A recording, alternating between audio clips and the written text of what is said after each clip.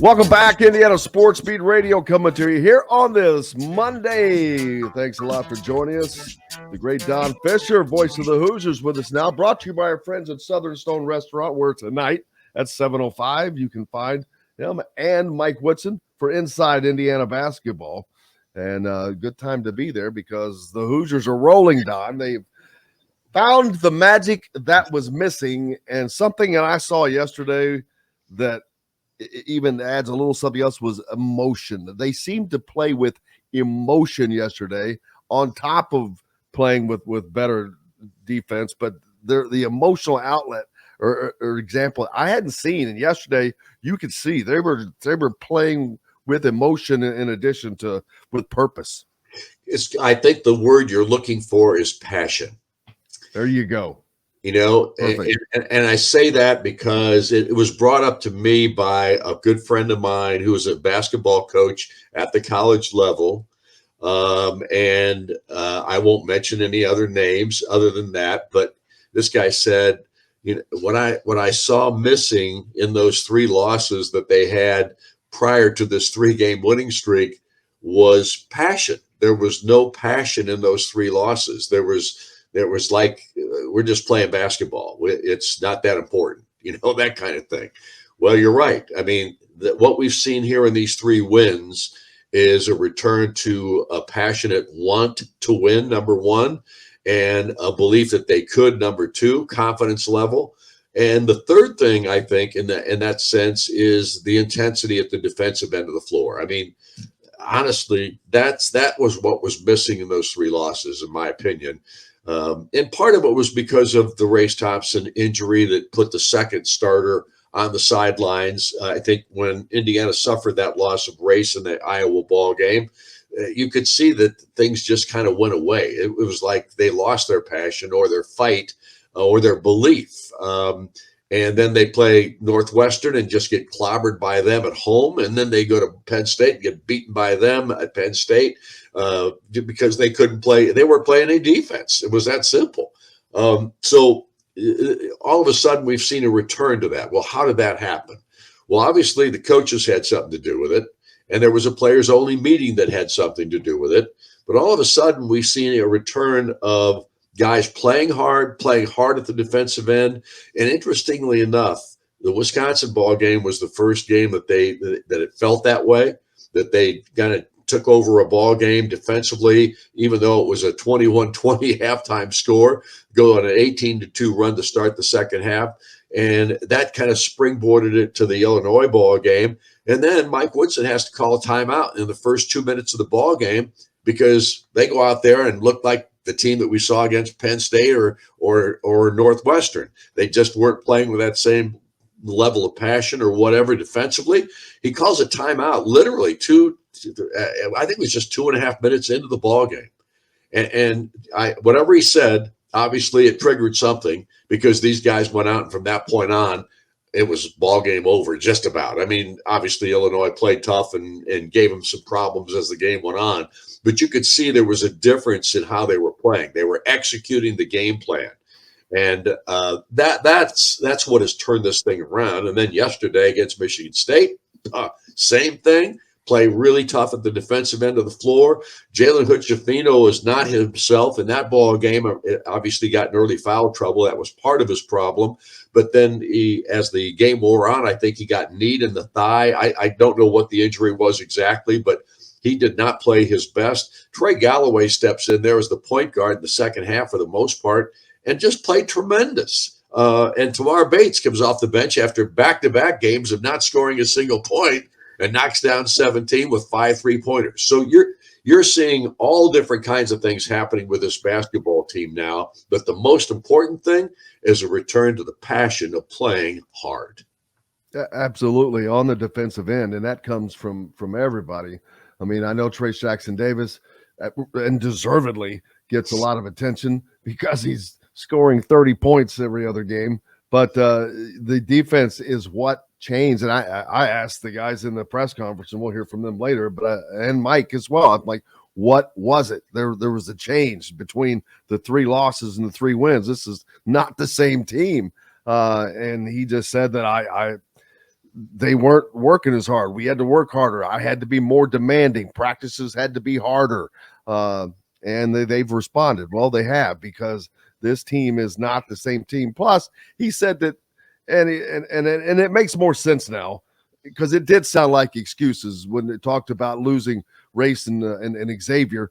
But he said that when they lost Race, they were so shell shocked, and it just took them a minute to get over it. But that looks to be truthful now, because it's like, wow, they didn't know what to do, and which is, I don't know if that's a great thing or not to have, but they have returned, and to play like they are playing right now as one of the better teams in the conference without X and Race is only a good sign for things to come, I believe. I agree with that. There's no question. And I think Trace Jackson Davis has taken on an added leadership role with this basketball team. I don't think there's much question about that. I guess he was the instigator of the players only meeting. Well, I don't know what came out of that, because they kept that in-house, and I don't know that anybody really knows what was said in that meeting, but he was the guy that called that meeting of the players only. And it would indicate to me, in the way he is playing right now, is basically, here's the thing. There were games this year and games of late, not in this 3-game losing or winning streak, but in the losing streak and other times, the ball wasn't getting into Trace a lot. I mean, he wasn't getting as many shots. He wasn't being the focal point of the offensive side of the basketball. And let's face it, your best player needs to touch the ball every time down the floor. He doesn't have to shoot it every time, but he's got to be a factor that make people believe that, look, this is the guy we got to guard. Illinois didn't guard Trace. I mean, they guarded him one-on-one the whole ball game, which I think was a huge mistake on Illinois' part, because what's the formula for keeping a guy like him not as effective? Well, you double team him. You make sure he can't get it. If he does get his hands on the ball, he's got to kick it outside. Well, Illinois didn't do that. They decided to go one-on-one. What happened? He scored 35. And then yesterday, he scores 31. Why? Because they didn't really double either. They dug down on him with guards and things like that. He went past 2 of them, like 3 or 4 different times. He went right by 2 different guys and slammed it home. I mean, it was amazing how hard he played. And that's another factor. Trace Jackson Davis playing as hard as he's playing right now and doing it consistently. That's what we needed to see from Trace in his entire career, because that guy has always been one of the most talented guys on the floor, if not the most talented guy on the floor. He is capable of dominating games like that, and he's done so here recently because teams have allowed him to go one-on-one. That isn't going to happen if you're going to play against Trace Jackson Davis. He's going to beat you. Well, no, and what helps, or what Indiana has to have, is, and I've said, a great game or a good game from either Tamar, Trey, or Jordan Geronimo, game in and game out. So one of those guys has to step up. Yesterday it was 2 of them, with Trey Galloway and Tamar Bates, which gave great hand, because obviously it wasn't a great day for Jalen Hood-Schifino, going only 1 of 6 and having 2 points. But as long as Indiana is getting support from somewhere, somebody, and Trace is playing like Trace, they're going to be fine. And like you said, Trace is his passion that has rediscovered is amazing, because he has been dominant. I mean, he is just, I watched him play. I'm like, nobody's stopping that. He's just dominant. There's no question that Trace is the biggest factor right now, but there are others. Jordan Geronimo, Malik Renew have both started to play some of their best basketball this season. I think Geronimo, how about Miller Kopp yesterday? There's some chippiness going on in this Michigan State team, and I'm going to tell you that I believe Michigan State thinks they can bully Indiana, and they have thought that for some time. I think everybody thinks they can, because they hadn't shown that toughness they needed to. Yeah, and all of a sudden, Indiana is no longer taking any BS for anybody. They're basically standing up. Miller Kopp did that yesterday. Got right in the face of it. Was it Sissoko? I think it was Sissoko. I don't know what happened there, but all of a sudden they're nose to nose with one another, and Miller Kopp is having none of whatever the Mouty Sissoko is saying to him. And likewise, Geronimo did the same thing down low one time yesterday. I mean, that's the kind of passion you've got to play with. I do think the word is passion that this team has to play with if they're going to play their best basketball. And we're seeing it in these last 3 games. We have seen that passion, that want to win, that belief that they can win. And it's turned this whole season around. And incidentally, Trey Galloway yesterday playing the point as effectively as anybody we've seen this year. That's just another great sign of the growth of this basketball team. And Galloway, to me, is a guy that just needs to shoot the ball more than he does. He doesn't look for his shot very often.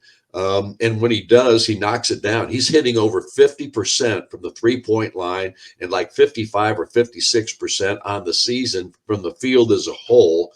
The guy is just a terrific basketball player. He's smart. He understands the game. He plays with passion all the time. He's the one guy you could say always plays with passion when he's out there. He may not play his best all the time, but he plays with passion every time he's out on the floor. He busts his butt, and you got to love that about this kid. Absolutely, because you have to have someone that keeps that fire lit, because it's easy for it to go out on a team, and he is definitely the guy that keeps that going, and has been called a glue type guy for this team, and he's really growing into that role.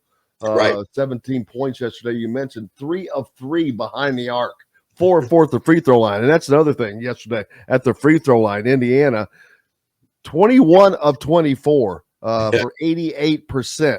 And if you look across the way at what was Michigan State, they left 9 points on the board because they were 19 of 28. And I promise you, Tom Izzo is not happy about that today, because that went a long way in helping them lose that game. Right. And a long way in helping Indiana win that game.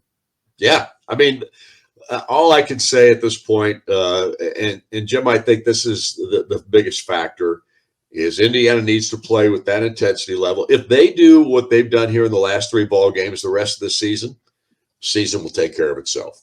This team will be successful. It doesn't mean that they'll win a championship. It doesn't mean that they're not going to be beaten or play a bad ball game here or there. But they've got to play with that passion, with the toughness that they have showed here in these last 3 ball games. They don't have to take a backseat to anybody. They can play with anybody if they play that way the rest of the season. And that's all you can hope for at this point. And you don't want to lose it this week, because you've got a Minnesota team that's very capable of beating you. They beat Ohio State on the road a week and a half ago. Not that they're a great team. They're not. But they are certainly a team capable of winning if you don't go out and play your best basketball. And then you got an Ohio State team that has had Indiana's number a lot over the last several years. And Chris Holtman's done a great job with that program. And even though they've had a bit of a struggle this year, they bounced back as well. And it's going to be a test when Indiana faces them. But Indiana could easily have a 5-game winning streak going into the following week, as we know, which will be a really important one. It's funny you say that, Don. I've got that very thing written down. They've won 3 straight. I've got, it should be 5, because the only reason I don't have 6 is because after that they have to go to Maryland, which Maryland is beatable, but it's winning on the road in the Big Ten is always tough. That win at Illinois is very, very impressive, because not only did you get the win, but you did so in a dominant fashion. Ohio State, like you said, they lost 5 straight. The Big Ten has been like that this year. You look at Iowa, they start the season losing 3 straight, but then they go and win 3 straight. And you've had Indiana do the same, lose 3 straight. Now they've turned things around. So we've seen so many teams turn it around, and Ohio State is a good team. They're one of 10. They're one of, I think, 10 teams in the Big Ten that is potential to make the NCAA tournament this year. Yep. I mean, it's this league has a lot of parity in it. There's no question about that. And the fact that they beat up on each other is kept a lot of these teams out of the rankings, but they're still getting a lot of votes. So there's no doubt a lot of people think this league is really the best league in the country.